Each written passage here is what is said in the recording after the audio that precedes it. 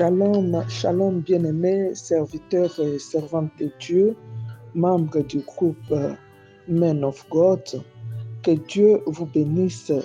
Shalom, comme j'ai l'habitude de le dire, ce n'est pas le slogan, mais shalom, comme le Seigneur l'a prononcé au premier jour, la première fois, c'est-à-dire la paix que le monde ne peut jamais nous donner. Que Dieu nous bénisse, que Dieu bénisse chacun de vous en particulier. Je le remercie, je lève son nom pour cette grâce que nous avons eue, aussi cette responsabilité dans cette grande plateforme que de parler de sa part, de partager sa pensée sur la mission. Parlons mission, nous parlons de la mission. Moi, c'est votre sœur, votre compagne d'œuvre dans la grande moisson du Seigneur. C'est votre sœur Mimi Patience Bindo Kwete. Je suis pasteur de l'Arche de l'Alliance à Kinkole. C'est là où le Seigneur nous a établis. Il nous est monté la pensée de toucher à un sous-thème dans les grands thèmes Parlons Mission. Nous voulons faire une analyse d'une vision missionnaire d'après Actes des Apôtres, chapitre 16, versets 9 à 10. Je disais une analyse d'une vision missionnaire telle qu'il est écrit dans Actes chapitre 16, versets 9 à 10. Il s'agit bien sûr de la vision que le Seigneur a confiée à son missionnaire. Le missionnaire de Dieu, le Seigneur lui a parlé dans une vision et c'est cette vision-là que nous voulons en quelques mots tenter d'analyser pour en tirer profit de ce que le Seigneur a dit à Paul à son temps, mais qu'il s'adresse à nous aujourd'hui. Notre pensée sera focalisée sur 3 points. Premièrement, nous allons voir ce que les missionnaires doivent obligatoirement savoir, se mettre en tête, et nous allons analyser la vision que le Seigneur a donnée, a fait voir à son serviteur dans 2 points. Et puis, nous allons toucher ce que les missionnaires doivent faire. Il ne suffit pas de savoir ce que nous savons, c'est ce qui va bousculer les missionnaires à agir. Et enfin, au 3e point, nous aurons quelques 2-3 recommandations à faire. Lisons d'abord notre texte de Actes chapitre 16, versets 9 à 10. Pendant la nuit, Paul eut une vision. C'est quoi la vision? Un Macédonien lui apparut et lui fit cette prière. Passe en Macédoine, secours-nous. Après cette vision de Paul, nous cherchâmes aussitôt à nous rendre en Macédoine, concluant que le Seigneur nous appelait à y annoncer la bonne nouvelle. Saint-Esprit, prends-nous en charge. Prends-nous en charge, imprègne cette pensée en nous avec nos faibles mots, Esprit de Dieu. Essaye de nous faire comprendre, de nous éclairer ce que le Seigneur veut pour chacun de nous, membres de ce groupe. Ce que le Seigneur veut pour nous, les missionnaires de ces derniers temps. Éternel, fais-nous du bien. Par ton esprit, parle à nos cœurs, parle à notre esprit. Au nom de Jésus, Amen. Bien-aimés, comme je le disais tantôt, ce n'est pas que nous allons, je ne sais pas, nous étendre à faire ceci, cela. Notre souci à nous, c'est de comprendre, de partager ensemble le fardeau que le Seigneur a placé dans notre cœur par rapport à la mission. Si nous lisons les versets qui précèdent, nous verrons qu'il y a eu des étapes où Paul cite dans les actes que Luc plutôt est en train de citer. Il parle d'Asie, il parle de Phrygie, il parle de Galatie, de Mysie, de Bithynie, de Troas. Nous sommes là dans le deuxième voyage missionnaire de Paul. Il est maintenant question d'entrer en Europe. Il est de l'Asie, il vient d'Asie en train d'annoncer la bonne nouvelle. Il a de bonnes résolutions. Il veut évangéliser ici, l'Esprit de Dieu ne permet pas. Il veut faire un pas. L'Esprit du Seigneur l'arrête, le Saint-Esprit le dévie. Le voilà maintenant à Troas. Et à Troas, là, c'est pendant la nuit. C'est-à-dire quand tout est calme. La nuit que Paul nous parle, que la Bible nous parle, ce n'est pas une nuit où on est agité à gauche, à droite. Une nuit où on est loin de toute sollicitation. Une nuit où on est loin des bruits. Où la conscience, le cœur est calme, où l'homme n'a que faire. Il ne sait même pas bouger. Plongé dans un profond sommeil, comme le dit le livre de Job, que pendant que l'homme est dans le profond sommeil, c'est alors que Dieu lui parle par la vision afin de mettre les sceaux à l'instruction. C'est pendant ce temps-là que le Seigneur a mis ce fardeau missionnaire. Il les met dans son cœur par une vision. Voyons qu'est-ce que dit la vision. C'est ce qui constitue ce que nous devons savoir. Ce que nous devons obligatoirement savoir est caché dans cette vision. Qu'est-ce qu'il y a dans la vision? Dieu montre à son serviteur Paul, à son missionnaire, il donne la représentation. C'était un Macédonien qui lui apparut et qui fit la prière aux missionnaires. Macédonien, je me pose la question, comment Paul a directement su que c'était un Macédonien?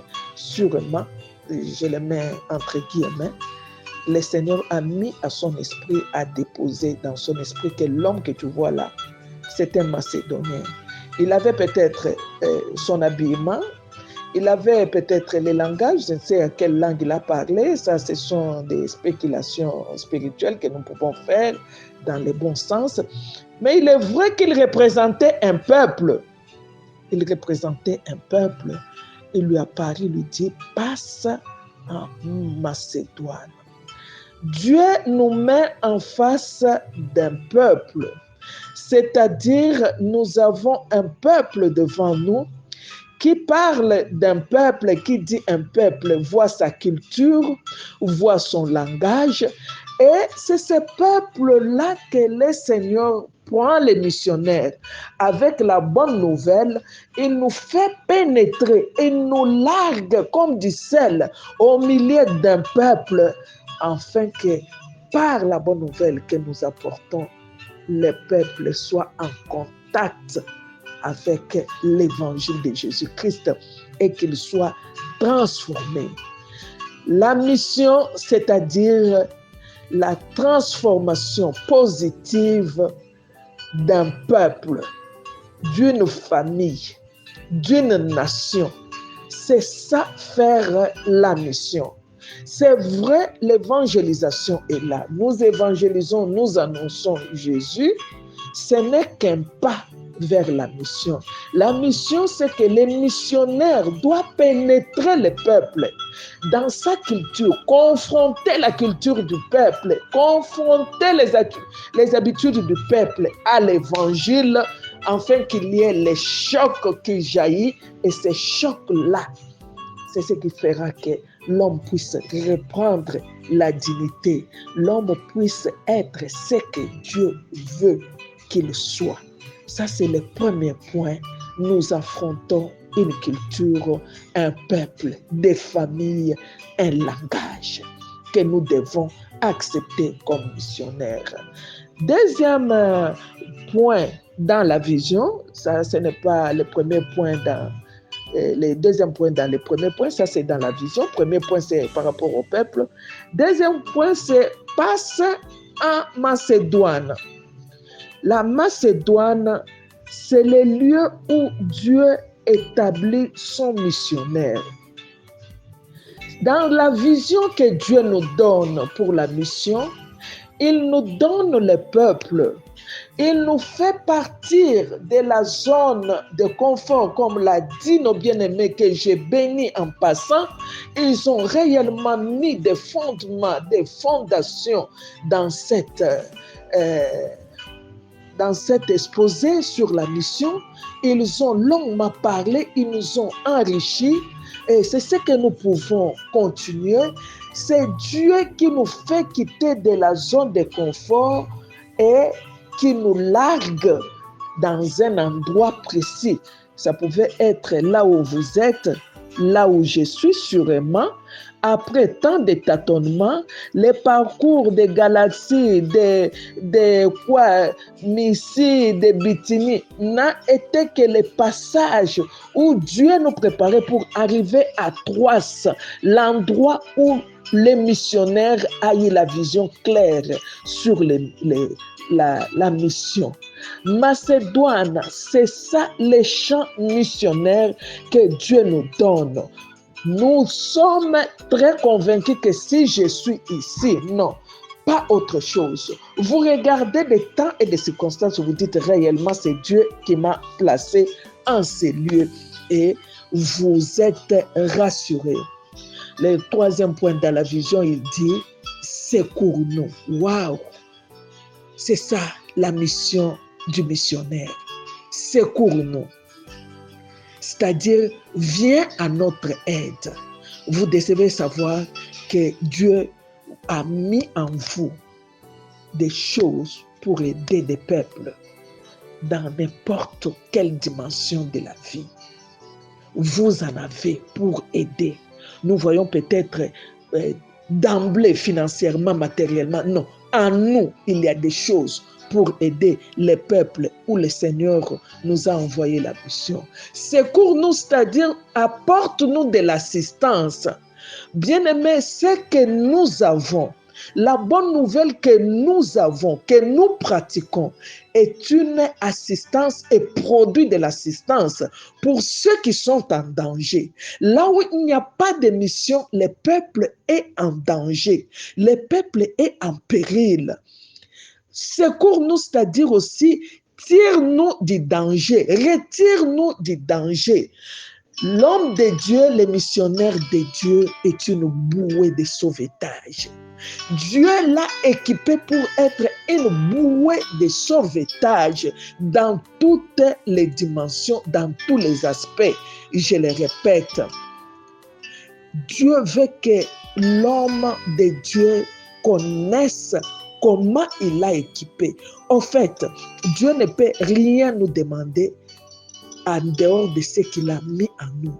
Si les Macédoniens disent « Viens à notre secours », c'est-à-dire Dieu a mis en nous des choses. Non seulement il a mis en nous des choses, il nous a qualifiés aussi pour être tout ce qu'il veut, pour ramener son règne dans ces lieux, pour être un agent de transformation, une bouée de sauvetage, un agent de développement, acteur de ces sites-là, afin que le royaume de Dieu, le règne de Dieu se manifeste parmi les peuples pour l'adoration et pour redonner à l'homme la dignité qu'il a perdue en Éden.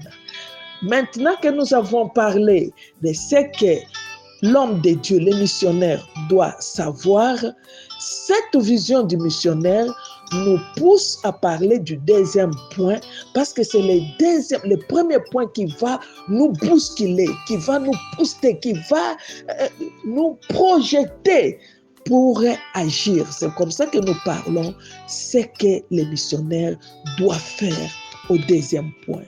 Deuxième point, il dit, après cette vision de Paul, ça c'est Luc qui le dit, après cette vision que Dieu a montrée à Paul, vision de Paul, nous cherchâmes aussitôt à nous rendre en Macédoine. Bien-aimé, la vision, c'est la vision du missionnaire. C'est la vision que Dieu t'a confiée, que Dieu a déposée à moi. Ce que nous avons à faire, c'est de la partager clairement, de manière compréhensive, aux bien-aimés que le Seigneur nous a donnés comme collaborateurs, comme amis, comme je ne sais qui. Dieu a toujours un Siméon quelque part pour soutenir son missionnaire dans cette lourde charge. Pardon, je parlais de Simon qui a porté la croix de Jésus. Il y a toujours quelqu'un, il y a toujours des gens de bonne volonté, des gens qui doivent partager votre vision, qui doivent partager ma vision missionnaire. La deuxième chose, après avoir partagé clairement, de façon compréhensive, avec humilité, c'est de se mettre à l'œuvre, en mouvement. Bien-aimé, la vision, Dieu l'a déposée en vous, en moi. Si vous ne vous levez pas, si je ne me lève pas, je peux beau partager avec les autres, mais ils ne vont pas comprendre ou recopier textuellement ce que moi j'ai vu, parce que vous étiez les seuls sur votre couche, parce que vous connaissez l'endroit où le Seigneur vous a rencontré pour déposer les fardeaux missionnaires. Peut-être pendant que les bien-aimés sont en train d'exposer, les exposés qui nous ont bénis, Dieu vous a dit quelque chose. Peut-être, je ne sais comment, chacun a son secret avec Dieu. Chacun sait. Peut-être que vous l'avez abandonné, vous l'avez vu, ce sont des histoires. Bon, ce que vous avez vu en vision, c'est vraiment opposé de ce que vous êtes en train de vivre. Vous avez déjà abandonné. Bien-aimés, levez-vous, levons-nous. Les moyens de Dieu sont infinis. Ne croyons pas au mensonge du diable qui nous dit qu'il n'y a pas de moyens pour faire la mission. La mission ne commence pas par l'argent. La mission commence par la bonne volonté du missionnaire qui se lève, qui dit « Seigneur, me voici, envoie-moi ». C'est là où commence la mission. Et quand l'homme de Dieu se lève, il dit « Seigneur, me voici, envoie-moi ». Dieu l'équipe. Notre Dieu n'est pas irresponsable pour nous envoyer en mission sans frais de mission. Il y a toujours des frais de mission quelque part. Peut-être dans la bouche du poisson qui est dans l'eau, que vous allez pêcher les premiers. Peut-être, je ne sais pas. Je sais une chose, que la sagesse de Dieu et les moyens de Dieu sont infiniment variés. Après avoir touché ce que les missionnaires doivent faire, nous avons quelques recommandations à faire à nous tous. Première recommandation, c'est de prier et encore prier et encore prier, comme l'a dit l'homme de Dieu. Prions encore pour la vision que le Seigneur vous a donnée. Et si vous l'avez abandonné quelque part, bien-aimés, je nous demande de reprendre, de méditer, de partager, de vous appuyer, de vous en approprier.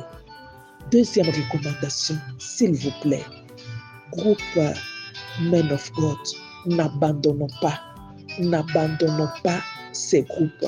C'est un soutien fort, c'est un instrument fort pour partager, pour nous encourager, nous édifier et agir, comme l'a dit le bien-aimé qui a parlé de l'agence missionnaire. Nous saluons cette initiative et nous nous alignons à cette pensée. La bonne nouvelle que vous avez, la bonne nouvelle de Dieu est toute puissante pour transformer, pour apporter du secours, tant sur le plan spirituel, pour réconcilier l'homme avec son Dieu, sur le plan matériel, pour lui donner l'intelligence et le goût de gagner son pain par un travail honnête, tout travail qui produit de l'abondance, morale aussi, pour lui donner des valeurs dignes de l'éthique qui puissent honorer les seigneurs. Voilà ce que j'avais à partager avec vous. Merci beaucoup, bien-aimés. Que le Seigneur vous bénisse. Que le Seigneur nous fasse encore plus du bien à cause de cette lourde charge qu'il nous a confiée. Soyez bénis et terminez pour dire, je vous aime sincèrement en Christ. Merci beaucoup. Bonne journée.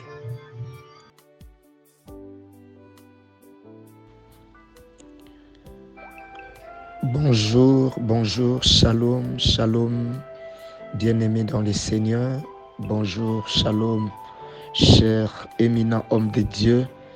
Nous bénissons le Seigneur et nous rendons grâce à notre Dieu pour cette opportunité qu'il nous donne d'être encore ensemble dans notre plateforme pour partager la parole de Dieu. Nous disons donc un grand merci aux organisateurs de notre groupe et plateforme pour cette marque de confiance qu'ils renouvellent encore à notre personne pour que nous puissions apporter la parole de Dieu. Nous voulons donc prier. Seigneur, nous te disons grand merci pour ces moments que tu nous donnes de partager encore ta parole. Merci de bénir ces temps et merci pour ton Saint-Esprit. Merci de nous conduire et de nous communiquer ta pensée pour la mission, Seigneur, oh Dieu. Bénis ces moments et glorifie ton nom. Comme un instrument, nous nous abandonnons entre tes mains. Fais-nous du bien. Dans le précieux et beau nom de Jésus, nous prions ainsi. Amen. Amen. Shalom, bien-aimés. Merci. Nous bénissons donc le Seigneur et nous voulons nous partager quelques pensées sur la mission. Comme il nous a été demandé, nous allons donc parler mission pendant quelques minutes. Et je bénis le Seigneur pour tous ces hommes de Dieu et femmes de Dieu qui nous ont bénis, richement bénis avec les enseignements, chacun dans un aspect ou l'autre, qui a pu développer sur la mission. Et comme vous le savez, comme quelques-uns d'entre nous l'ont bien souligné, et il sera difficile de parler pendant quelques 15 à 20 minutes sur la mission dans son entièreté, parce que c'est un grand sujet et nous voulons donc prendre un aspect et ajouter quelques éléments, quelques points par rapport à ce que nos frères et sœurs ont pu développer et apporter aussi notre contribution dans ces thèmes sur la mission. J'aimerais donc nous inviter à lire dans le livre de Jean chapitre 4. Jean chapitre 4, nous lirons à partir du verset 27 jusqu'au verset 40. Jean chapitre 4, à partir du verset 27, la Bible déclare, là-dessus arrivèrent ses disciples qui furent étonnés de ce qu'il parlait avec une femme. Toutefois, aucun ne dit, que demandes-tu ou de quoi parles-tu avec elle? Alors la femme, ayant laissé sa cruche, s'en alla dans la ville et dit aux gens, venez voir un homme qui m'a dit tout ce que je fais. Ne serait-ce point les Christ? Ils sortirent de la ville et ils vinrent vers lui. Pendant ce temps, les disciples les pressaient de manger, disant, Rabbi, mange. Mais il leur dit, j'ai à manger une nourriture que vous ne connaissez pas. Les disciples se disaient donc les uns les autres, quelqu'un lui aurait-il apporté à manger? Jésus leur dit, verset 34, que nous soulignons, verset 34, Jésus leur dit, ma nourriture est de faire la volonté de celui qui m'a envoyé et d'accomplir son œuvre. Ne dites-vous pas qu'il y a 4 mois jusqu'à la moisson? Voici, je vous l'ai dit, levez les yeux et regardez les champs qui qui déjà blanchissent pour la moisson. Celui qui moissonne reçoit un salaire et amasse des fruits pour la vie éternelle, afin que celui qui sème et celui qui moissonne se réjouissent ensemble. Car en ceci, ce qu'on dit est vrai. Autre est celui qui sème et autre celui qui moissonne. Je vous ai envoyé moissonner ce que vous n'avez pas travaillé. D'autres ont travaillé et vous êtes entrés dans leur travail. Plusieurs Samaritains de cette ville crurent en Jésus à cause de cette déclaration formelle de la femme. Il m'a dit ce que je fais. Aussi, quand les Samaritains vinrent les trouver, ils prièrent de rester auprès d'eux. Et il resta là des jours. Bien-aimés, la pensée sur la mission, sur notre thème, nous la tirons donc dans cette histoire que nous venons de lire avec la femme samaritaine, mais nous prenons juste une partie du dialogue ou de l'entretien de Jésus avec ses disciples. Et Jésus qui va répondre à ses disciples par rapport à la question qui lui a été posée. Jésus leur dit au verset 34, « Ma nourriture est de faire la volonté de celui qui m'a envoyé et d'accomplir son œuvre. » Verset 35, « Ne dites-vous pas qu'il y a encore 3 mois jusqu'à la moisson? Voici, je vous dis, levez les yeux et regardez les champs qui déjà blanchissent pour la moisson. » Levez les yeux et regardez les champs qui déjà blanchissent. Oui, bien-aimés, et nous voulons tirer notre attention sur la moisson qui a déjà blanchi. Et cela, bien-aimés dans le Seigneur, doit animer notre pensée sur la mission. Et après cet entretien avec la femme samaritaine, les disciples du Seigneur rêvèrent et lui présentèrent à manger. Mais le Seigneur ne manifestera aucun intérêt sur ce qui lui a été présenté comme nourriture. Ce qui suscita une préoccupation chez les disciples, disant que peut-être quelqu'un lui aurait apporté la nourriture. Mais le Seigneur va réagir pour leur faire voir que sa nourriture était de faire la volonté de celui qui l'avait envoyé et d'accomplir son œuvre. Et ensuite, il va ramener leur pensée vers ce qui est important. Il leur dit, ne dites-vous pas qu'il y a encore 4 mois jusqu'à la moisson? Voici, je vous dis, levez les yeux et regardez les champs qui blanchissent pour la moisson. Les disciples bien-aimés avaient donc une vision terrestre, une vision tournée vers ce qui est éphémère et passager. Et Jésus va les interpeller pour amener leur pensée et leur vision sur ce qui est capital et éternel. C'est le cas aujourd'hui encore. Et le Seigneur veut ramener la pensée de ses serviteurs, la pensée de son Église vers ce qui est capital, vers ce qui est primordial. Les regards sont plus tournés vers ce qui est terrestre. C'était le cas pour les disciples, vers les futilités et les choses passagères. Mais Jésus va ramener leur pensée sur ce qui était capital et plus important. Et regardez aussi dans notre monde aujourd'hui, regardez autour de nous, regardez ce qui se passe dans les églises. Il suffit d'entendre nos cantiques, il suffit de voir nos affiches, nos statuts sur les thèmes des séminaires, conventions et conférences, tous tournés vers ce qui est terrestre. Oui, bien qu'il y a quelques particularités qui prêchent encore sur le retour du Seigneur et le salut des âmes. Mais plus, vous voyez, des choses où la vision tournée vers ce qui est terrestre, le mariage, le succès dans les entreprises, les bénédictions et autres. Et malheureusement, l'Église est tombée dans cette vision terrestre sans discerner et lire les signes des temps, les signes des temps de la fin. Les prédicateurs qui prêchent et qui prêchent pour faire plaisir aux gens, le message et non christocentrique, le message est tourné vers ce qui est terrestre. Et particulièrement aujourd'hui, nous avons ces courants des prophètes qui devaient normalement sonner disons, cette sonnette d'alarme pour parler du retour du Seigneur et insister sur les événements prophétiques et eschatologiques sur le retour de Christ. Mais aujourd'hui, ces prophéties sont plus tournées vers ce qui est éphémère.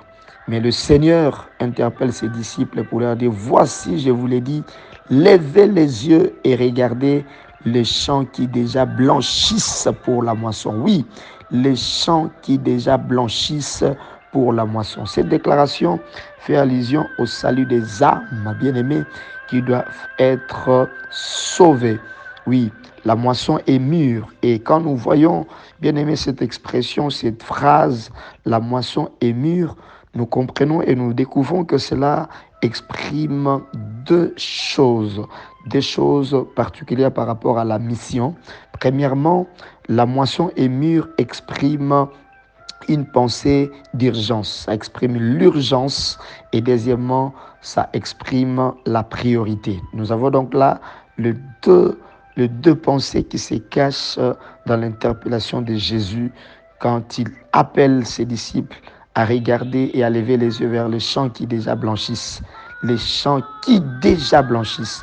Il parle donc de l'urgence et de la priorité. Et c'est ce que nous devons saisir par rapport à la mission bien-aimée, que la mission bien-aimée dans le Seigneur doit être considérée pour l'Église ou par l'Église, par l'Église comme une urgence et une priorité. L'évangélisation, le salut des âmes doit être une urgence pour l'Église, la priorité des priorités, car les âmes meurent et Christ revient bientôt. Tant que nous n'allons pas considérer la mission comme une urgence et une priorité, bien-aimés dans le Seigneur, nous serons donc et nous passons à côté de ce que le Seigneur veut réellement faire avec nous comme ses instruments. Et pour comprendre cette urgence et saisir cette priorité, il faut donc avoir une vision, voir le monde tel que Dieu le voit, voir les hommes tels que Dieu le voit, voir selon la vision divine et non humaine. On ne peut pas faire la mission, bien-aimée dans le Seigneur, avec une vision terrestre. On ne peut pas faire la mission avec une vision, bien-aimée dans le Seigneur, tronquée, avec une vision propre à nous. Et bien-aimé, le Seigneur nous appelle donc à lever les yeux afin de voir comme lui il voit. Comment est-ce que nous voyons le monde autour de nous? Comment est-ce que nous voyons les hommes qui nous entourent? Est-ce que nous les voyons à la manière de Dieu? Est-ce que nous les voyons avec les lunettes de Dieu? Car, bien-aimé, la vision humaine nous présente un monde beau. La vision du monde nous présente un monde développé. La vision du monde nous présente un monde avec des avancées technologiques, avec des exploits de la science, l'évolution de l'homme. Mais quand nous allons dans la parole de Dieu, nous verrons que dans la vision de Dieu, la pensée de Dieu, et quand il regarde ce monde, il voit un monde perdu. Il voit un monde détérioré avec des hommes corrompus et malheureux parce que vivant dans le péché. Quelle vision avons-nous de notre monde? Quelle vision as-tu de ta famille? Quelle vision as-tu de ces quartiers? Quelle vision as-tu de cet homme, de cette femme? Quelle vision avons-nous de notre entourage? Tout, bien-aimé, dépend de la vision que nous avons. Les disciples avaient les regards et la pensée tournés vers ce qui est terrestre. Mais Jésus va leur dire, levez les yeux et regardez. C'est-à-dire, changez votre manière de voir les choses. Voyez autrement, voyez comme moi je vois. Parce que la moisson a déjà blanchi et prêt à être cueilli. Donc, bien aimé dans le Seigneur, l'Église a besoin aujourd'hui d'avoir une vision selon le Seigneur pour accomplir la mission. Tout ce qu'on peut faire à l'Église, tout ce qu'on peut faire, bien aimé dans le Seigneur, si cela ne cadre pas avec la vision de la mission, nous perdons notre temps. Parce que la mission doit être considérée comme une urgence et comme une priorité des priorités.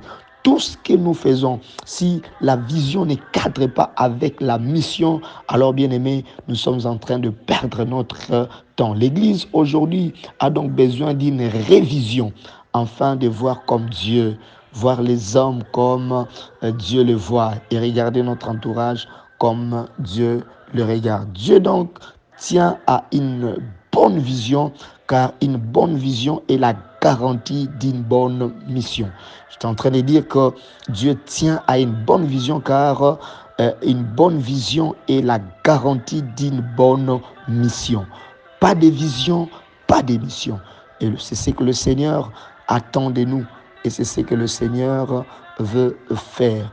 Donc Dieu veut que nous voyions comme il voit. Voilà pourquoi chaque fois que Dieu appelait un homme ou une femme, Dieu parlait et tenait toujours à ce que la personne puisse bien écouter et que la personne puisse bien entendre, mais aussi que la personne puisse bien voir. Il appelle Jérémie, dans Jérémie chapitre 1, le verset 11, la Bible a dit, la parole de l'Éternel me fit adresser en ces mots. Que vois-tu, Jérémie? Oui, c'est la même question que le Seigneur nous pose aujourd'hui. Que voyons-nous? Que voyons-nous? Et si nous voyons le monde tel que Dieu le voit, là nous accomplirons donc la mission. Bien-aimés, j'aimerais en ces jours chutés pour nous parler de 3 grandes préoccupations à considérer dans la mission. 3 grandes préoccupations à considérer dans la mission, et particulièrement parlant de la moisson selon notre texte de base.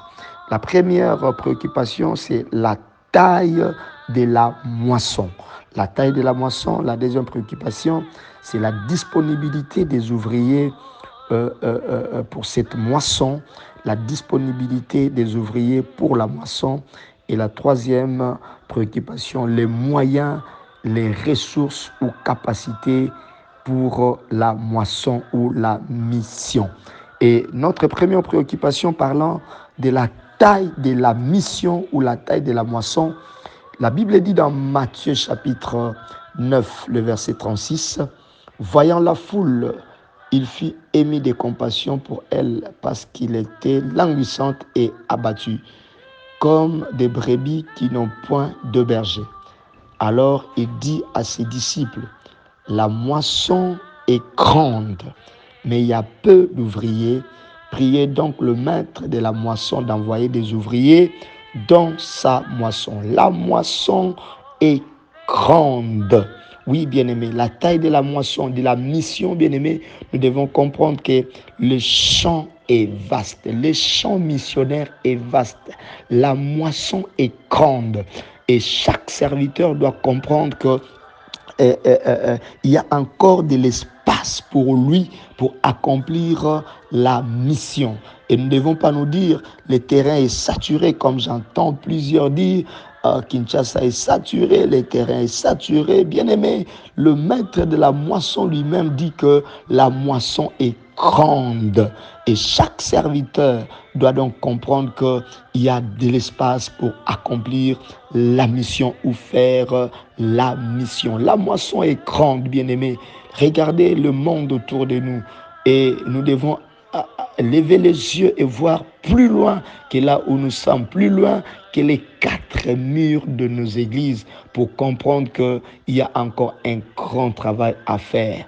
La moisson est grande. La taille de la moisson, la taille de la mission, bien-aimée dans le Seigneur, il y a pas de limite. Et la moisson aujourd'hui est grande et ouverte. La mission est grande et que nous ne pouvons pas le faire seuls. Et toujours dans ces passages, nous voyons la disponibilité des ouvriers dans la moisson ou pour la moisson. La Bible dit, alors il dit à ses disciples, la moisson est grande, mais il y a peu d'ouvriers. Priez donc le maître de la moisson d'envoyer des ouvriers dans la moisson. Aujourd'hui, l'Église doit former les ouvriers pour la moisson. L'Église doit former les ouvriers pour la moisson. Parce qu'il y a un point et un élément très important pour la moisson, bien-aimé dans le Seigneur, c'est la qualité des ouvriers qui y travaillent. Le problème aujourd'hui, c'est que nous envoyons des gens qui ne sont pas préparés. Nous avons des gens qui ne sont pas formés. Ou même à l'église, les gens ne sont pas préparés pour faire la mission. Et bien aimé dans le Seigneur veut qu'il y ait une grande armée d'ouvriers qui vont s'élever pour faire la moisson ou la mission. Et la disponibilité des ouvriers dans la moisson détermine aussi, bien aimé dans le Seigneur, la force de cette mission-là. Et dans Isaïe chapitre 6, le verset 8, la Bible dit, j'ai entendu la voix du Seigneur disant, qui enverrai-je et qui marchera pour nous? Isaïe a répondu, Seigneur, me voici, envoie-moi. Oui, aujourd'hui encore, il faudrait qu'il y ait des ouvriers qui répondent, Seigneur, me voici, envoie-moi. Et la dernière chose, la dernière préoccupation, c'est les moyens ou les ressources ou capacités pour moissonner. Quels sont les moyens, les ressources que le Seigneur nous donne pour la mission? Oui, je donne 2 éléments et nous allons prier parce que nous avons consommé notre temps. La première ressource, les premiers moyens, capacités que Dieu nous donne pour accomplir la mission, c'est d'abord sa présence. Oui, bien-aimé, la présence de Dieu est un grand moyen, c'est une grande ressource, capacité que Dieu nous donne pour accomplir la mission. La Bible dit dans Matthieu chapitre 28, le verset 19, verset 18 à 19, que nous connaissons bien, cette grande commission. Jésus s'étant approché là par là, ainsi tout pouvoir m'a été donné dans les ciels et sur la terre. Allez, faites de toutes les nations les disciples, les baptisant au nom du Père, du Fils et du Saint-Esprit, et enseignez-leur à observer tout ce que je vous ai prescrit.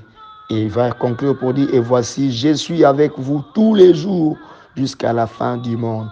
Nous devons comprendre que dans la mission, nous ne sommes pas seuls. Le Seigneur est avec nous. Et quand il est avec nous, bien-aimés, c'est lui notre potentiel, c'est lui notre force, bien-aimé dans le Seigneur. La présence du Seigneur dans l'accomplissement de la mission, c'est la garantie, bien-aimé dans le Seigneur, c'est la garantie. Quand il est avec nous, il nous rassure. Quand il est avec nous, partout où on peut être envoyé, mais quand le Seigneur est avec nous, peu importe les réalités du terrain, il va, bien-aimé dans le Seigneur, nous secourir et nous aider à accomplir. Ce que j'aime avec le Seigneur, quand il nous envoie, il nous accompagne aussi. Que Dieu soit béni. Et il y a encore une autre ressource, capacité et moyen que Dieu nous donne, c'est la puissance du Saint-Esprit. La Bible dit dans Actes 1:8, mais vous recevrez une puissance et le Saint-Esprit survenant sur vous et vous serez mes témoins à Jérusalem, dans toute la Judée, dans la Samarie, jusqu'aux extrémités de la terre. Vous recevrez une puissance, le Saint-Esprit survenant sur vous. Bien-aimés, la puissance du Saint-Esprit nous accompagne dans la mission afin de faire face aux réalités de la moisson. Laisse que la présence de Dieu et la puissance du Saint-Esprit nous accompagnent. Mais le plus important, l'Église, serviteurs, nous devons lever les yeux et répondre à l'appel du Seigneur, car la moisson est mûre et le Seigneur revient bientôt. Une bonne vision détermine donc une bonne mission. Que le Seigneur bénisse sa parole et cette exhortation et que le Seigneur puisse nous enflammer encore de cette vision de la mission. Que Dieu nous bénisse. Seigneur, merci pour tes serviteurs, tes servantes et merci pour ton peuple, ton Église. Donne-nous à voir la vision de la mission et de la moisson et à comprendre ces vérités. Que la mission est une urgence, oh Dieu, et que cela doit être considéré comme priorité de priorité. Seigneur, que cette parole prenne place dans nos cœurs. Au nom de Jésus, nous prions et disons Amen. C'était votre frère, le pasteur Thierry Mbala. Que le Seigneur vous bénisse. Amen.